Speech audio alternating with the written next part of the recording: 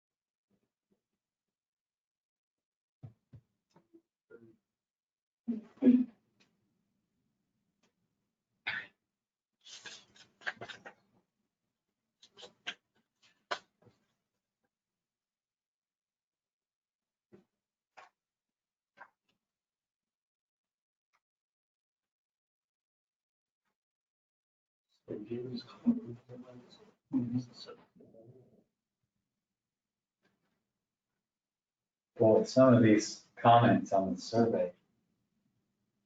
Yikes. Did you know you needed to be fired? Me personally? Oh, everyone. Oh, everyone. I figured that.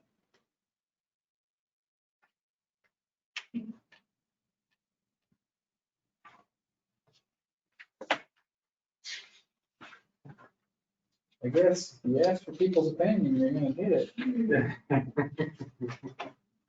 My favorite comments are the communication ones, Yeah, mine too. or the lack of communication ones. Yeah, it's such a glaring, obvious deficiency. Why did they think of it? Seems like we gotta hire somebody. You would have thought we would have hired somebody, yeah. Obviously, a bunch of bumbling buffoons up here that can't run a Facebook page. We have Facebook? I was encouraged you could say that. Well, we use it.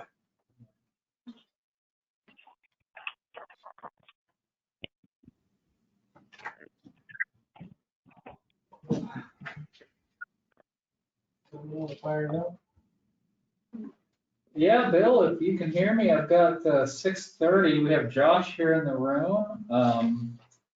And I think you can see the other folks online here. Mary Jo is here.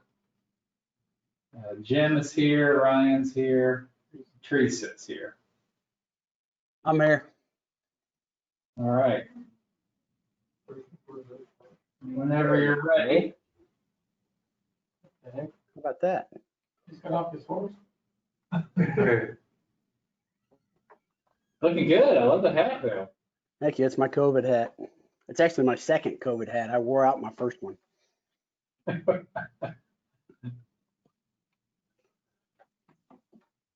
Okay, are we got another minute. We're waiting on anybody? Josh? I'm here. Okay, Yeah, Josh. Josh. And looks like we may have someone new. Jim. No, Jim Dozier, he's new in. Yeah. But Newish. Was he? Well, I might have missed the last meeting, or I might just. met him in person. Yeah, I think he's just been online. Is that right, Jim? Your meeting superintendent?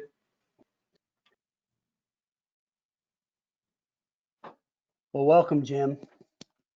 Thank you. So are we ready to call the order then? I think we are, yeah. All right. We're called to order, and rather than doing a roll call, can we just identify if anybody's missing? It's just Priscilla who's Priscilla. with us, right? And I think I did see that she was going to join us, or like I think there was an email that said she would join us virtually, so maybe she'll jump in. So everybody but Priscilla. Yep. All right. Has everybody had a chance to look at the agenda? Any additions?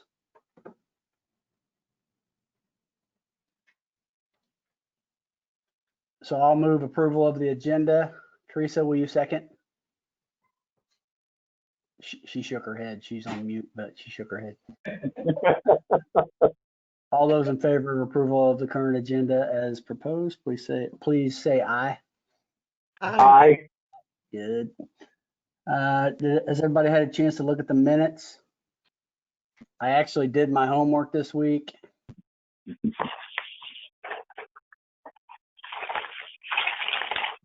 Good job on the minutes. I assume Justin did that. Any comments or notes? I looked it over and it looked okay. Josh, you want to move, or I will move approval of the minutes. Josh, you want a second? Yeah, I'll second that. All right, it's moved and seconded.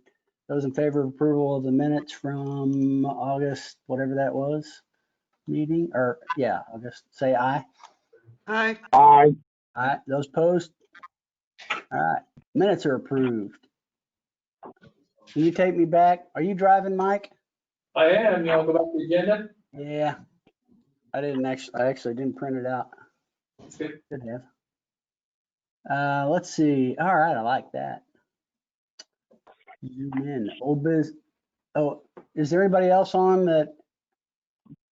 Nobody in the room for public comment. I see Mayor Walker just got on. I see Mayor Walker is there. And I just did want to let you know that in the room, Jay and Justin and Whitney are all in the room. I think maybe they're just off camera, Okay. but they don't have any public comments for us. Okay. So we will move directly to old business, which is a continuation of our conversation from last meeting about the pool membership fee, specifically the family passes.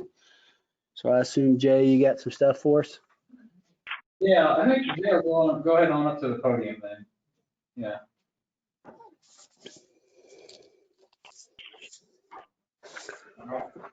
Hear me? Everybody hear me? Yes. Okay. Yes. All right, based on the last meeting and some feedback that you guys provided, on the last sheet in the memo, basically I just added on some things that were talked about at the last meeting were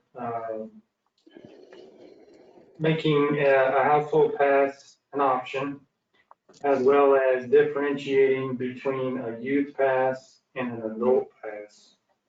So you'll see what we're proposing now is a household pass for 4 people would be no more than 2 adults. Would be 95 for a resident, 135 for a non-resident. You'll see the add-ons that stay the same. Now with the individual passes, we stated $25 as originally talked about for the individual youth ages 2 to 18. If you remember, under 2 is free. $25, and then we went to individual adult 19 to 61 is $30. I believe those were the changes, and then made that adjustment on the non-resident fees to differentiate on the gap, on making a spread between the resident and non-resident. So that's really what we did. I'll just wait for you guys have any comments on that? So, I had one little thing that I didn't quite understand. It appears that when you did the scenario with the family passes limit 4, it looks like you might have changed the price of the individual adult pass by $5. yes. Is that intentional? Yes, I remember hearing that, wanted to make the child pass cheaper than the adult pass, from comments from the meeting, so 25 and 30, granted $5, but it is cheaper. Yep. So Jay, is this table there that I've got displayed there, it says adult 25, is that? That's the old, just scroll all the way down to the bottom. Yep, that's the one we're proposing tonight. Okay. Okay, so there's the change. Okay.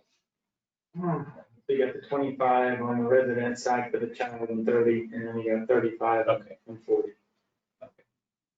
I would make one additional recommendation, and I know we're probably need to review this next year, more in terms of against the market, because if you guys looked at where we are compared to all the surrounding pools, we're pretty low.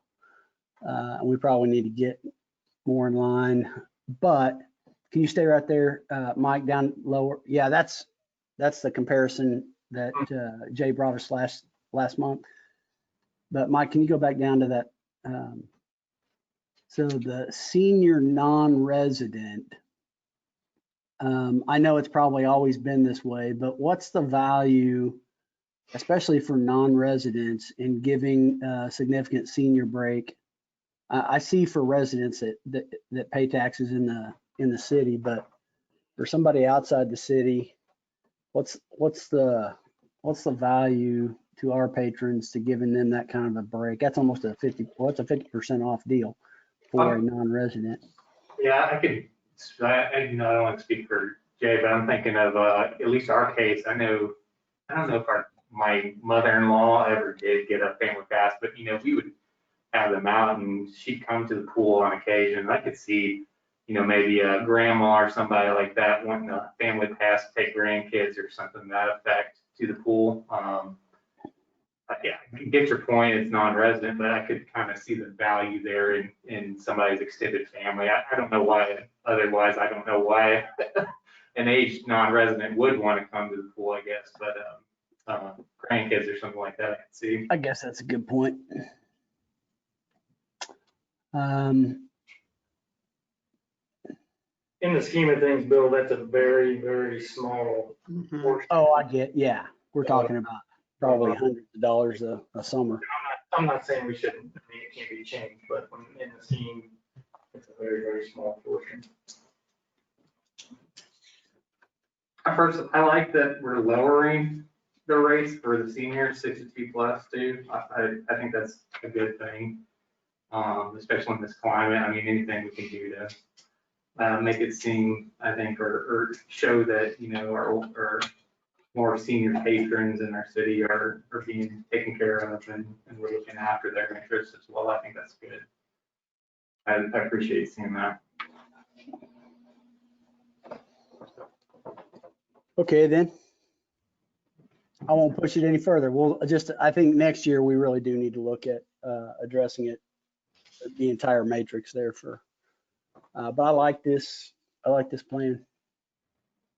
My suggestion would be kind of along the lines of what you're saying, Bill, is this scheme right here is going to hit people and be something new. And I don't want to have something new and significant increase at the same time. Right, I agree. If we kind of ride this a little bit, kind of see where we're at, where the numbers come out, any changes to the total number of people we're seeing with memberships and so on, and then kind of revisit probably about this time next year to see if we want to go with some higher rates. What do you think, Jay? Have you done enough analysis on this to know if you think you'll still bring in about the same revenue as you did last summer or this summer? Oh, that's not a fair comparison, is it? Well, no, go back to There's a chart. yeah, right there. If the proposed 21 rates were in place for the 19 season, total membership revenue would have increased from 38,000 to 41,000. Now, what I did not do, that was prior to the family membership being an option. That was with my original outline. So I would need to go back and do some more digging in terms of finding family sizes and how that would affect, which would be doable, a little more difficult with that family pass option being in there. But in the scheme of things, when we're talking $5 off on family pass of 4, I wouldn't say it's a wash, but it's going to be a little close. It's going to be pretty close. Yeah. Right. Well, I like having a family pass of some sort so that people feel like they're getting some sort of value for having a few extra kids. So I'm in favor of this. You guys, so Jade, would you, Does there need to be a motion to approve this? do you want some approval on this? Basically, yeah, I don't know if anybody else has any comments, but basically I think where we would go from here is if you guys would make, an approval or a recommendation to the city council for a fee adjustment. Typically those are done, correct me if I'm wrong, typically those are done in January, February timeframe, which we're gonna need. This one's kind of tough because we get people that get fired up and want to buy pool passes right when the year turns over as a late Christmas gift. We get a few that want to do that, so I'll talk to Mike more about how we're going to handle that. But when we're talking these rates versus water or wastewater or whatever, it's a little bit different. So Mike and I can flush that out on the timing. So is there an incentive for buying early? No, Could there be an incentive for buying early? Mary Jo, I was thinking about the same thing, but I was thinking about it for potentially next year when we do raise the rates. Right. At the end of the season, we could say, Oh, hey, for if you next want to, year, yeah, if you want to following year. re-up under this year's prices, you can do it through October or through the end of the season or October or something. Then, but that's another way of preparing people for an increase. Okay. so yeah, I guess if there aren't any further questions, everybody's on board. Yeah, motion would work. So what we're doing, I guess we would be making a recommendation to council Correct. that to approve. But I would term it rate adjustment. The rate adjustment. Probably Okay. the rate schedule maybe. Yeah. So is there a motion to approve the modified rates, pool rate schedule? I'll make a motion to approve these. Second. And a second. There's a motion and second. Any further discussion? Okay, then let's put it to a vote. Those in favor of recommending approval of the rates as the pool rates as proposed by Jay, say aye. Aye. Aye. And those opposed? Okay, that passes unanimously.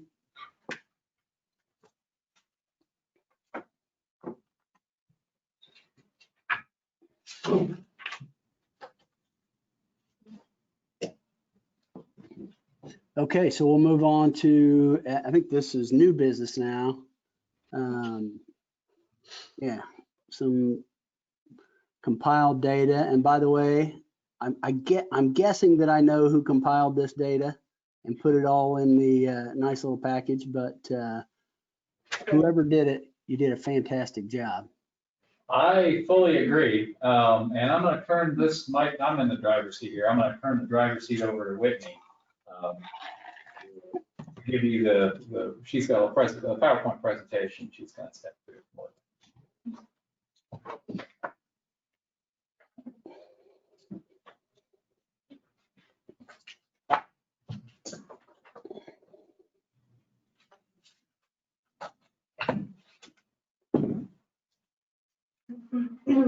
Okay, so before we go through this, I do want to point out that just like the written report, this is heavily focused on recommendations based on communications. So less of change this about the bond and more, how can we change our communication strategy? And this is because if nothing else changes about the bond plan or the master plan, which is perfect, well, these are changes that we know as city staff we can make to help influence the potentially next bond referendum. So the purpose of the survey was to understand the March 2020 election results and then use that information to help guide, the next plan. So the survey was organized into 3 sections. One was voting, so are you a registered voter and did you vote? And then this presentation more focuses on what did people like about the bond plan and not like, and then how did their answers change based on their demographics? So did they have children under the age of 18 and then their age? So background about the survey, the time frame was July 7th to September 2nd. It was an online survey offered in both English and Spanish, and then we pushed out the survey links by social media, the city website, 2 separate utility bill newsletter inserts, and the Discovering Soto magazine, and then 2 examples of that is off to the right. So who actually filled out the survey? There were 233 respondents. 94% of those were registered voters. 76% of respondents actually voted. Let's see, I can see. 41% had children under the age of 18. And then you can see a bar chart of the average ages of respondents, which are 35 to 64 roughly.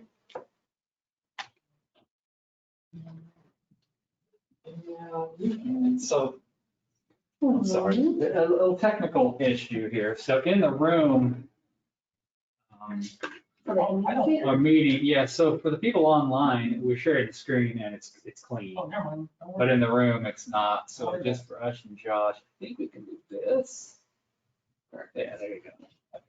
I thought they were seeing it too. No.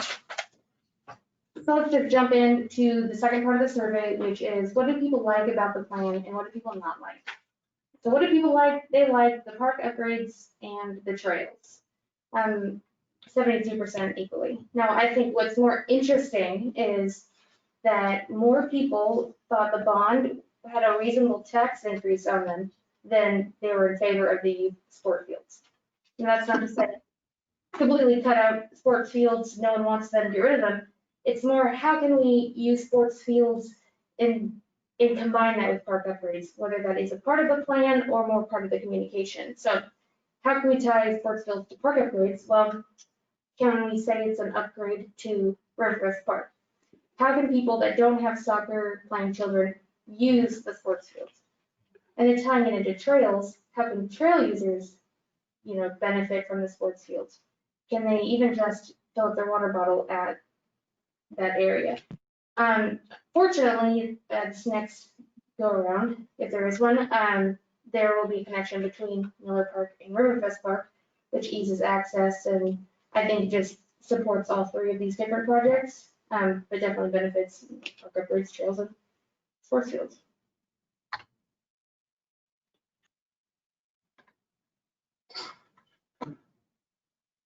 Okay, what did people not like? Not surprisingly, people did not like the bond amount. They said it was too high. Now I could say reduce the bond amount, which is not often an easy feat. But the next slide I'll talk about the way, not just reducing the bond amount, but reducing changing the communication on the bond amount, alleviating some of that negativity. But this question better helps in the comment section. So reading through the comments, you can find a lot of misinformation.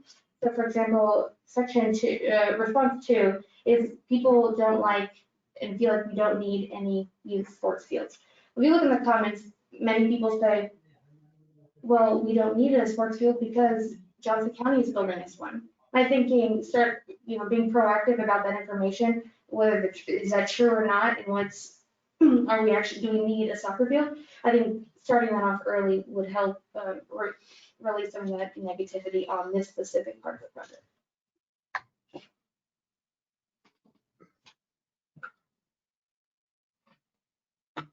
So whether you are for or against the bond, we asked people, what level of tax impact would you be okay with, specifically about parks and recreation amenities?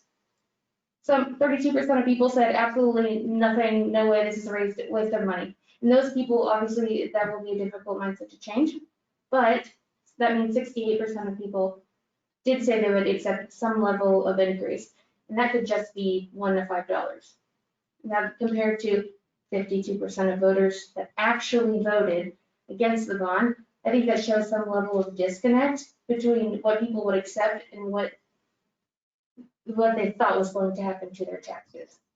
For example, 45% of people would accept an increase between $1 and $10, but to have a $10 amount tax impact, your house would have to be valued over $400,000. So I'm not sure if a lot of people knew that, or I think they overestimated the amount of impact they would have.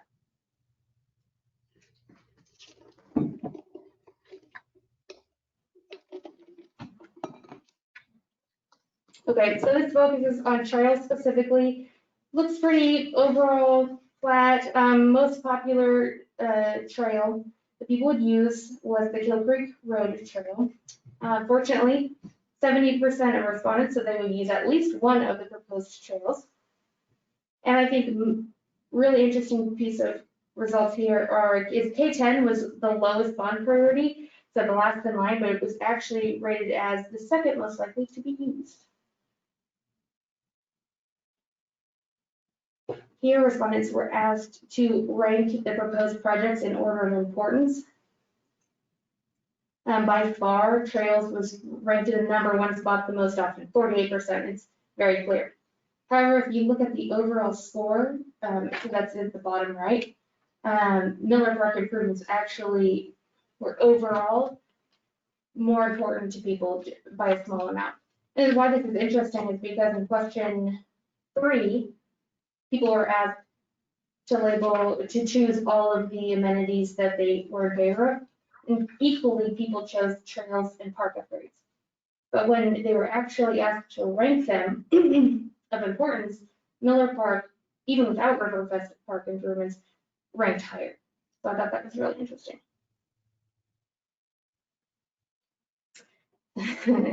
Question 8 basically is a free-for-all.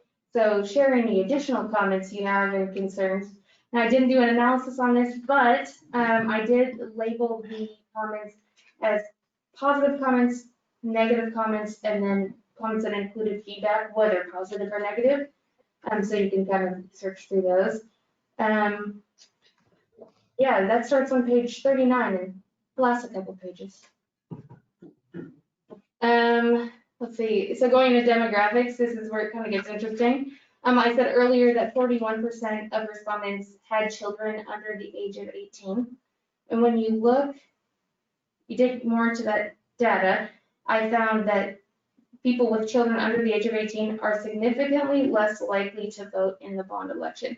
And so from here on out, if I say significantly something, it means that we are confident in the data that supports it. So it's not just, oh, we saw the results and it looks like that.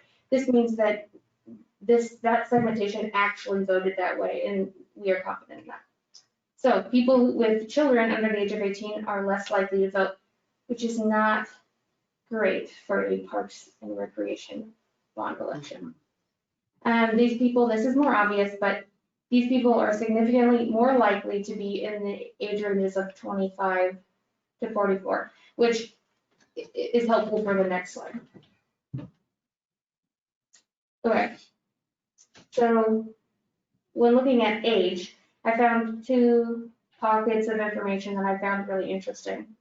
So I want to focus back again on ages 35 to 44. They are the second most common age of respondents of the survey. 95% of them were registered to vote. And like I said in the last slide, they're more likely to have children under the age of 18.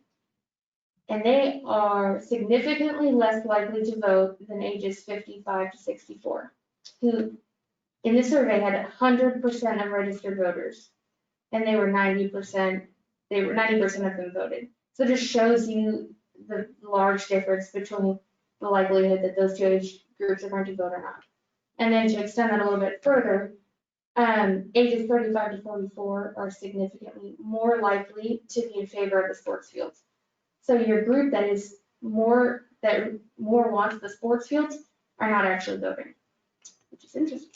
So My first recommendation is centered around vote reminders, because obviously this is a really active group of people. I mean, 95% are registered voters, but they just didn't turn out to vote. So vote reminders that are centered around the sports field project. And then the other section I thought was interesting was about trail usage. So let's focus on ages 45 to 54. They were the age range with the most respondents. And let's see, there's a couple of ages broken down in here, but let's focus on that age. They are significantly more likely to not use the proposed trail. That was the trail question. So they're not less likely to use trails. And they were then significantly more likely to put trails as their number one project of importance. So people that won't use the trails are actually voting for the trails. And I think that's pretty wild and something that we can tap into. I think there is a potential disconnect between what people want and what they think other people want, and then what they're voting for, and then what they're actually using. So using that information, this data specifically, and showing that there are other families and other age groups who want these specific things, and then tailoring that communication to those individual age groups and families versus not families. So like I said, that was pretty communication recommendation heavy. So it kind of sounds like I'm saying, oh, it's all communications, that's the problem, this is why it didn't pass, but this is how I see the data. So I'd be interested as a park board and park staff, were there any pieces of the survey data that you found interesting or helpful? Yeah, that's what my question is.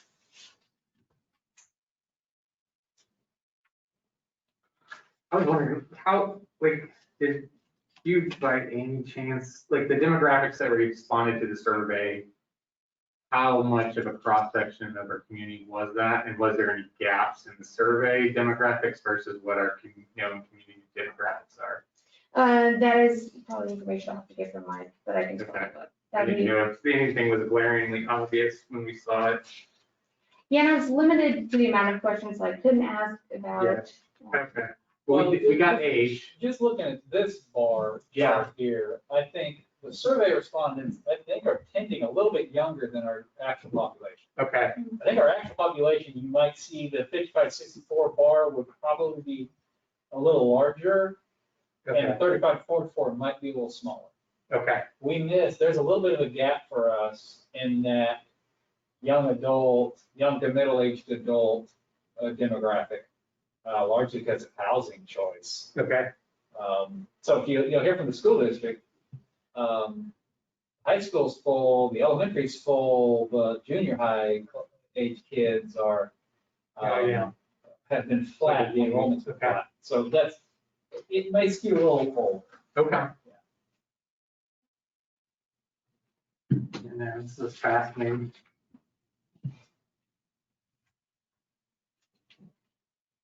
I mean, Bill, are anybody else there? I was, I think it was my personal feeling is that there was a lot of communication went out. I know that at least comparatively to previous things I can remember in the community, there was like a concerted effort to give good, effective communication. But then, March was a crazy month too. Had we known as a park board whether or not COVID was coming, I don't think we would have put this bond referendum out to go out in March on a mail-in ballot. I know I voted to have this done, and then come March, I'm thinking, oh man, I don't know if I want this or not, what's going to happen. And I think I remembered at the last minute to turn in the mail-in ballot. So, it was just a crazy month and kind of unfortunate that the timing of this referendum was in March this year, but. That and the valuations came out. Yeah, that was the other thing that hit right at the same time. And I'm thinking, they just increased my valuation. And I'm like, oh, do I really want these trails? I mean, I wanted this stuff and I was willing to vote. And then come March, I'm really having to think, do I really want this stuff as a taxpayer? So I don't know. I think for me internally, just kind of from a policy perspective, what do you do after a bond referendum fails, Yeah. right? So, Whitney's a communications person, so this thing was focused on kind of her angle of it. But I think if you take half a step back, kind of the larger question is, you don't want to just go at it and start planning for the next time you're going to throw this up, and how do you get people to vote for it? That is not at all. I don't think that's what we should be doing. Yeah. I think the prudent thing to do right now is to say, okay, moving forward, the voters rejected additional money. Now all these park projects are thrown into the same bucket as our capital improvement program. And we make revisions to that every year. What as a park board do we think is something that is worthy of funding just with the general obligation funds that we have now, and then having that as part of a park board recommendation to the council when we look at capital improvements planning starting in January. Yeah. That's probably the first thing we need to be doing. And this stuff can get us a long way down that road as to what exactly people want, what they don't want, why they voted against it, why they would vote for it. I think the other question is a longer range thing, because I do think there is, and I think there's several comments said, just re-vote. I mean, March was crazy. This thing would pass in a landslide. There's validity to that. I think there would be, it wouldn't be a good look if we just threw this thing back in next March. I think to a degree, we're obligated to follow I don't want to call it a mandate, but the will of the people were, don't go issuing $3 million of bonds for this stuff right now. So I think the first things first, really, on the other, just the capital improvements.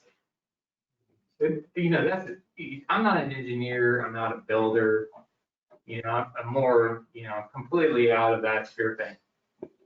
But I know there's things that I want, and it's interesting to see that the community kind of, these trails, they seem to like them. There's a lot of people that do want sports fields. But, when it comes to cost, it's hard for me when I see that. I'm like, why does a trail cost? Like things I don't know what goes in to municipal spending. You don't just build a trail. There's all sorts of things that go into that. And I think that it is hard, it's hard for me to realize, oh, this is how expensive it is to have these things that we as a community want. How do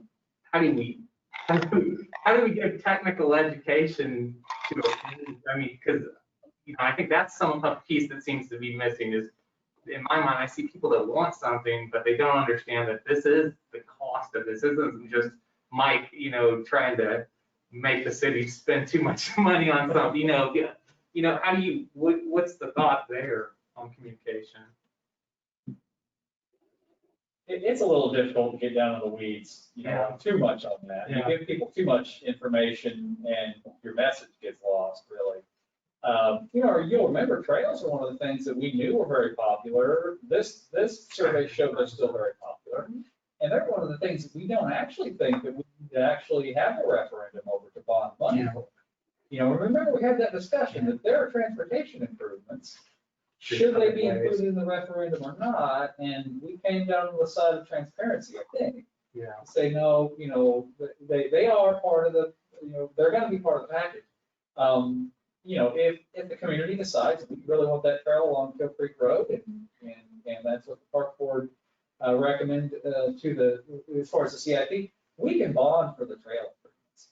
I know that doesn't really answer your question, but I think there was a comment on the survey that said, boy, those trail estimates look pretty high, but I mean, you look at the projects that have been implemented in the last several years around the region, that's kind of what they're going to go for. Yeah. Is it trails that parallel the road or have road what fit the criteria? Yeah. The one that goes across K10, maybe not. We couldn't bond for that, but Right. the one along Kill Creek could be bonded Transportation. without a referendum. Hey, Mike, conversely, how difficult would it be to make improvements? Let's say we go ahead and purchase the land. How difficult would it be to make improvements to make a playable soccer field using capital funds, because we've got a program that needs the facility. I don't think that needs the facilities. But obviously our voters don't want to increase, they prefer the trails, according to this survey, over the soccer fields. So what if we did it in reverse? You put the trails back on the ballot, take the soccer fields off, and then do what you can to manage the growth in your soccer programs over the next several years within the capital budget. Is that something that can happen? Well, there's all sorts of scope revisions you can do and come up with playable soccer fields on property. You know, and we'll talk a little later. We are purchasing the site that was going to be for the soccer fields. We can grade that out and make that green, turn it into grass, and park on dirt, probably, and accomplish that within our regular general obligation budget. Likely, there's a lot of different things we could do with that for sure. Well, I only read the survey once, but when I finished, I felt like that was the thing. People want the trails, and they weren't as supportive of the tax increase that was connected to the soccer, which the destination soccer place basically. That's what I gathered from it. I think that was a big part of it, was that people thought it was like Bill said, a destination versus just. Possible.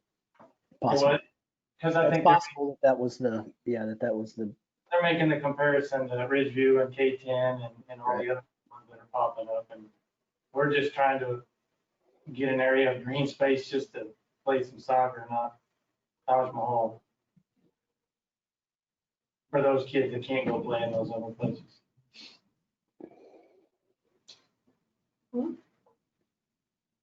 I kind of feel like we could go back out with the trails and the improvements to Miller Park tomorrow and get literally a landslide, 60% plus in favor.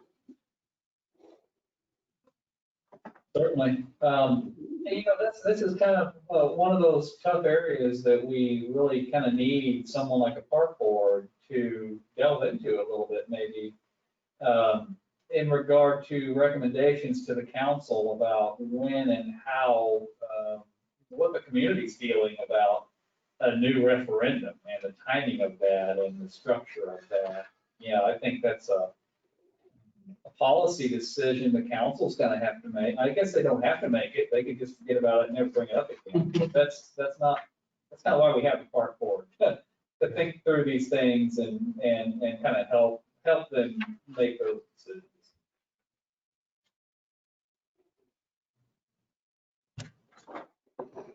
Are there any kind of grants out there, like to try to get funds that way? Did we talk about that last time? Yeah, there's a few. They're tend to be highly competitive. And yeah, everyone we ever hear about, we apply for. And it's hit and miss. You know, right now with the CARES Act stuff going on, there's just so much federal money around for COVID related stuff. So we're kind of concentrating on that sort of stuff right now. But there certainly aren't grants out there that we don't pursue. If we know about them, we'll try for them.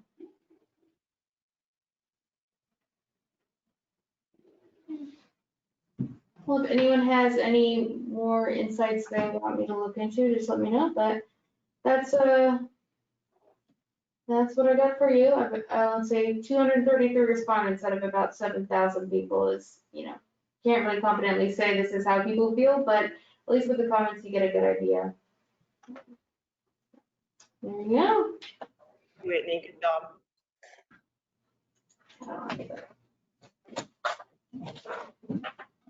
Okay, anything you need from us as a board right now, or did you guys have an idea in terms of what you'd like us to do with this information, or sit on it, or? We didn't really have it as an action item. I kind of put it back to the board as to, I do think it's important to kind of try to formulate some sort of a plan for sometime around the first of the year when the council goes into their CIP update discussions, to have some sort of a recommendation from this body. So that's probably thing number one. But again, I think the bigger policy issue to wrestle with is, what do we think we want to do in terms of the possibility of the next referendum? So I don't know if we need answers tonight, but if anybody wants any feedback on that, maybe we can discuss that at the next meeting, or discuss both of those things kind of throughout the fall months. Hey, We have Mayor an Walker. opinion. Oh, Go sorry, ahead. I'm sorry. Do Go we ahead. have an opinion, like what is the board thinking with all of this that has happened? I mean, what is their feedback? Or do they have any yet? Mary Jo, are you talking about the council's feedback? Oh, I'm sorry, yeah. Yeah, no, we really haven't, and I see Rick's on the line, I don't know if he's listening. We really haven't had the discussion, obviously they know it failed, and, but Yeah. we haven't really taken much time as a body to discuss it. Rick, you want to join in? Yeah, I know. I don't think I have anything to add. Yeah, we haven't really just delved into it in any detail. So I'm sure we will. I'm sure the council will be interested to see the results of this survey and Whitney's presentation, just to get an idea from the 230 people that responded what their thoughts are. But I guess my general sense is similar to what Mike said. We probably maybe a ways off before we would bring another bond issue forward. I mean, certainly at least a year from like last April, so maybe like 2022, and it might be a completely new governing body then too. So. Wow, okay. Okay. But we would like to figure out how to implement what we can. So that's why it's important that we figure out what the priorities are from this survey and what we as a park board would like to see us implement in 2021. What we can do with the money that we do have.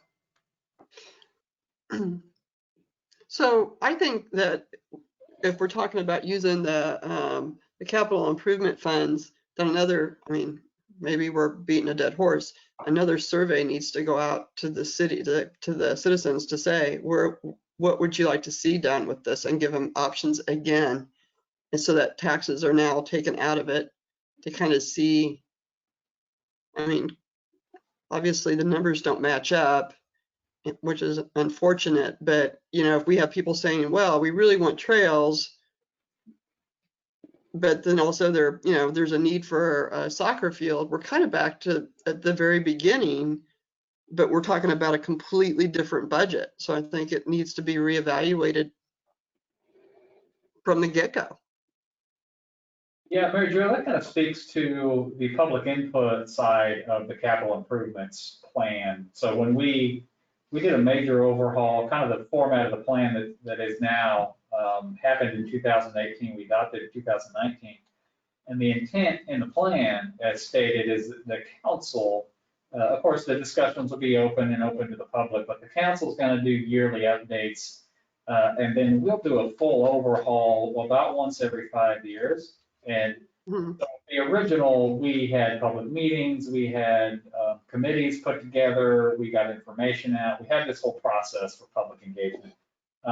And so the thought was that would happen once every 4 or 5 years. So 18, 19, 20, 21, 22. So that again would happen not this coming year, but the following year, an overall public engagement sort of process like that.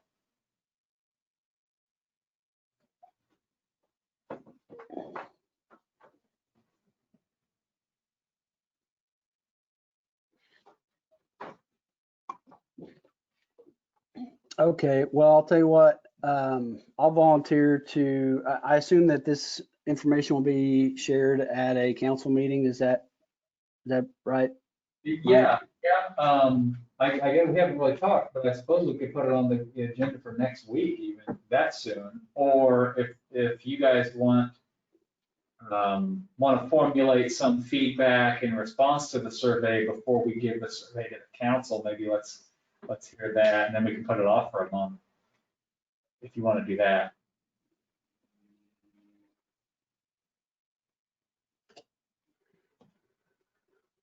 Well, You think there's any value in doing that? I mean, again, Whitney could present the same presentation gave you, and we could have the minutes kind of from our discussion right now.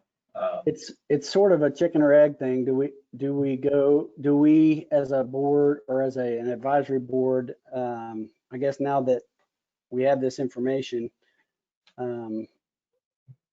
my gut is I would like maybe for the council to kind of redirect us. So the first shot failed, but council, if you could say, hey, we would like the Parks Board to create some options for us to consider in terms of going forward to address these three big issues in this order, maybe trails, existing park upgrades, and soccer fields. And that would give us kind of some direction in terms of how to chop this back up again and put some sort of proposal together for the council to consider. Yeah, that sounds reasonable.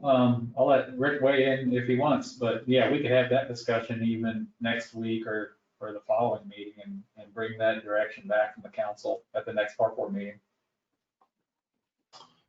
Yeah, I think that's a good plan.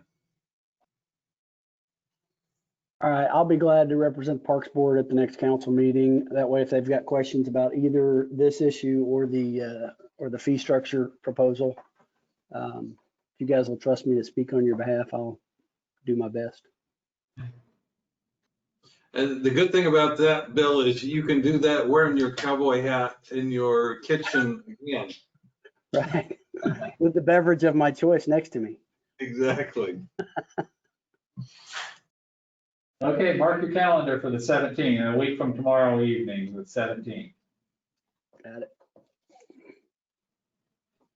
I'll send you the staff report when we get that together.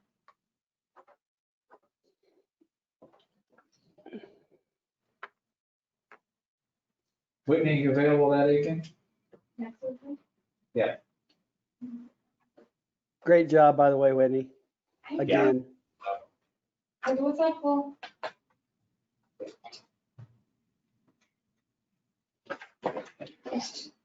Okay, moving along on the agenda then. Yeah.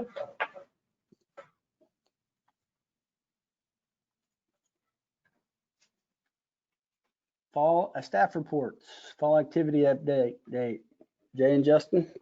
Yep.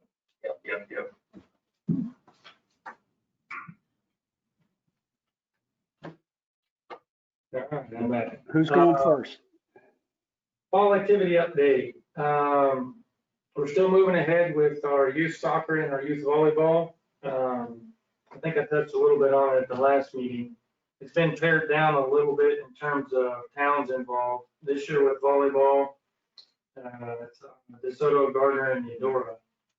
Typically, we have Baldwin and Wellsville involved in that as well, but their school districts are not allowing them to use their facilities. They don't have their own facilities. So we're able to use ours. Eudora has their own rec center, and Gardner actually uses New Century field house. So soccer wise, DeSoto, Gardner, Eudora, Baldwin. Typically Wellsville's involved in that, but they didn't have enough interest this year for soccer teams. So soccer games start this Saturday. Volleyball starts a week from yesterday. So there are some COVID related rules that are very similar to what we did with baseball and softball. But we did give all the participants a neck gaiter style mask. It's a cotton mask, and what we've asked that, and it is that unless they are on the playing field surface, they will have their mask on.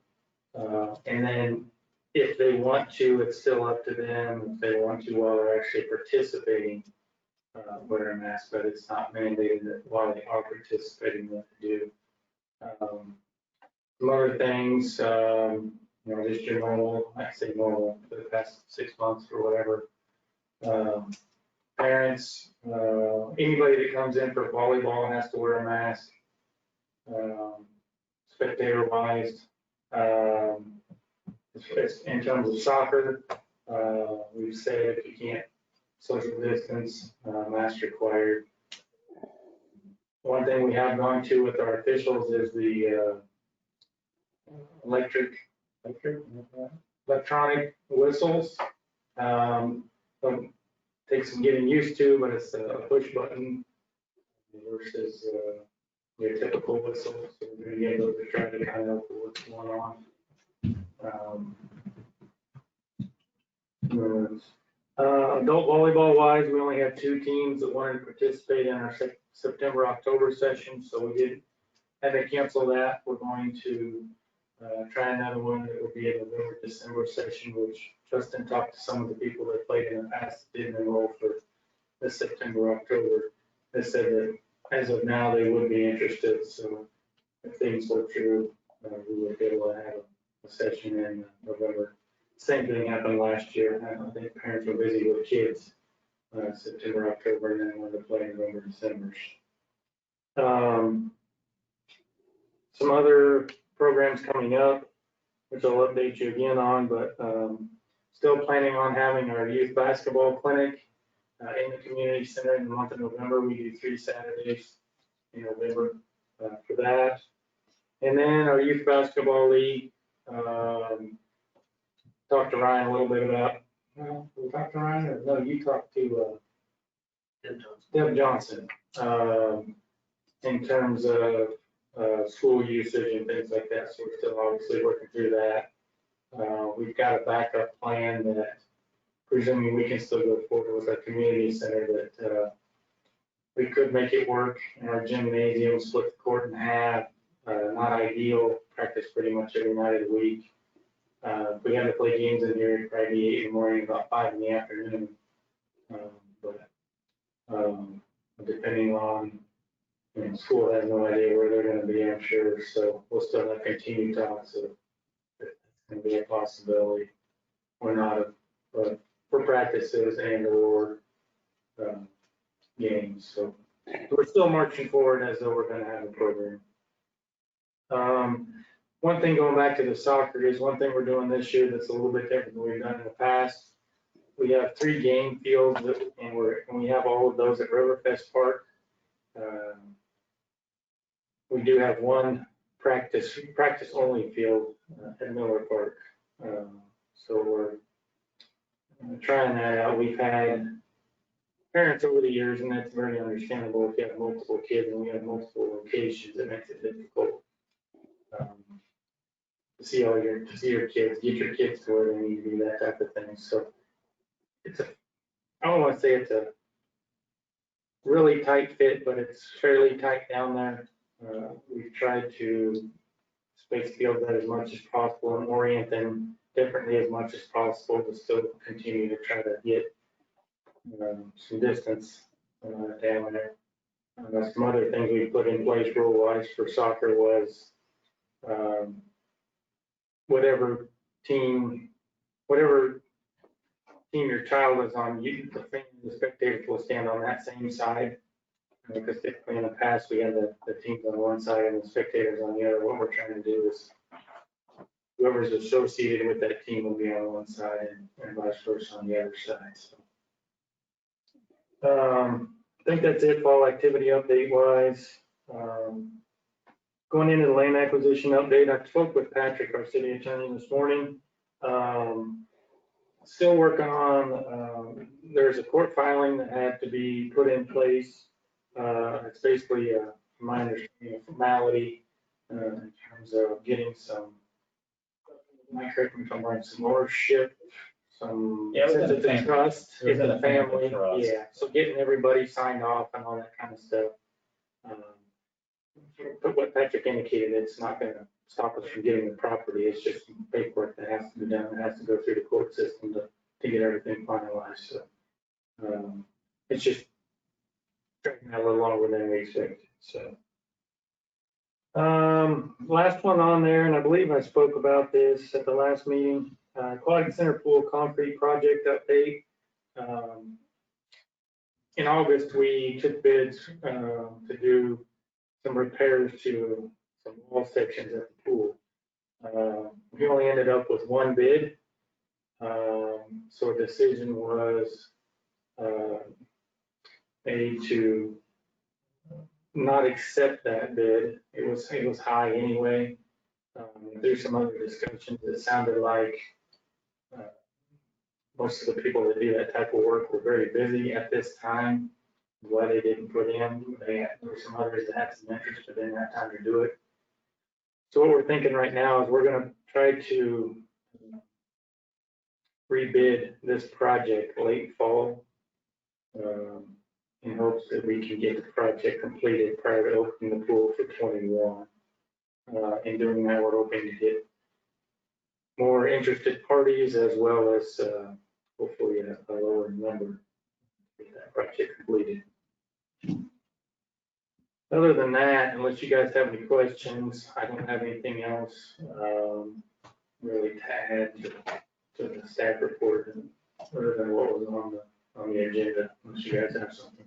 With the fall activities, has there been any confirmed transmission of COVID relating to any of the fall activity sports that you're aware of? We have not, and that's a good question too. I was gonna bring up baseball, softball. We ended the season that first week of August. I think it was our last games were that night of our last meeting. And knock on wood, we don't hear everything. We did not get any correspondence on any COVID related issues specific to our program, baseball, softball, team. So, and then even talking with other towns, because we've been having Zoom meetings after Zoom meeting after Zoom meeting, but Spring Hill brought up that it was one of those third in thinking they may have got it or something like that. But other than that, no other towns have had anything related to our program in terms of the COVID. So, which is obviously a good thing. Kids got to play, and as far as we know, everything was safe and it was good. So.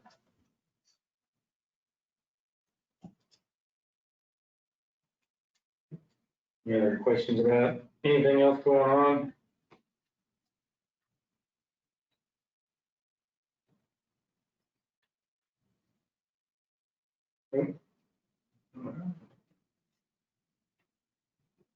Okay, guess that wraps it up for the staff reports. Anything else, Mike or Justin, Jay?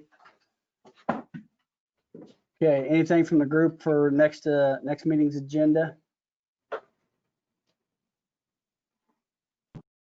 It will be October, I believe. So, okay. I guess I would entertain a motion for adjournment. Mr. Johnson, you've been awful quiet. You want to move to adjourn? You have to click. Oh, there you go. Now you can talk. I move we adjourn the meeting.